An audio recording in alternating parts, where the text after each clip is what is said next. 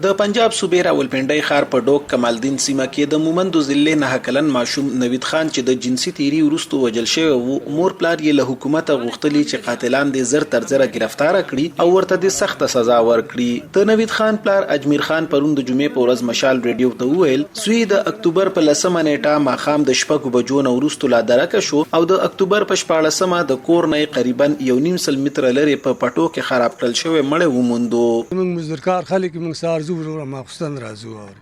موږ چې ماښام تقریبا 9 بجې رالو کور ته ماشومان ویل چې بی هلک نشته دی دا خوا دې خوا داسې یې نم چک کړل لاړو ادارو کې هسپتالونو کې هم پام وکړو موږ ویل ولې ماشوم دی خوږ شوی چېرته بیا سهار له دا درخواست هم ورکړو مازدیګر هم اف آی آر دغه کړو 15 کال وشو وارلس کال وشو دا نه چې پولیس موږ سره دغه نه دی کړی هغوی هم ماشاءالله تعاون کړی دی مطلب بیا د هغې نه بعد د بود په ورځ دا ډیډ باډي موږ سمې لا شوله حالات دا و چې مطلب پړسېدلی وو نور پیژانګلو خو نه کېده خو لکه موږ د دغه نه وپېژانده د کپړو نه وپېژانده چاپړو نه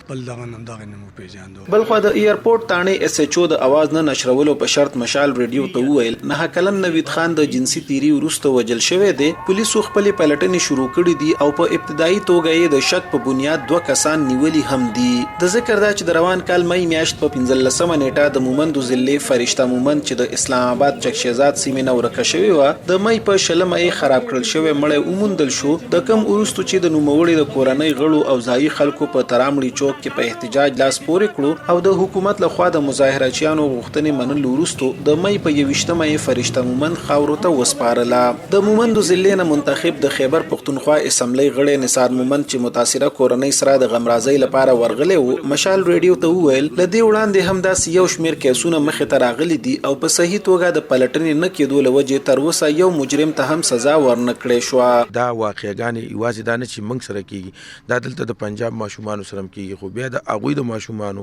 کیسونه هغه په 2 ورځې 3 ورځې کې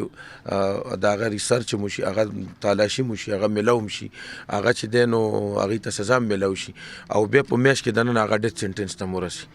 خو زمونږ کیس تر د اوسه پورې نه د فرشتې په کیس باندې د هغې ته سزا میلاو شوله نه دغه وشو. زه به د خیبر پښتونخوا په اسمبلی کې دا مسله ضرور اوچتوم او د قرارداد په شکل کې به دا مسله مخکې راوړم. د روان کال په جون اگست او سپتمبر میاشتو کې د پنجاب صوبې قصور ضلعې په چونیا تحصیل کې اتنه تر 12 کالو پورې 4 ماشومان د جنسي تیری وروسته وژل شوي وو. د اکتوبر په لومړۍ نیټه د پنجاب اعلی وزیر عثمان بزدار په لاهور کې خبري غونډې ته وویل د 4 ماشومانو په وژنه کې ککړ تن سهیل شهزاد شناخت کول وروسته نوموړی گرفتار کړی دی او په فوري توګه یې کیس د ترهګرۍ مخنیوي عدالت ته لیږلی او هر ورځ به یې اورېدنه کیږي.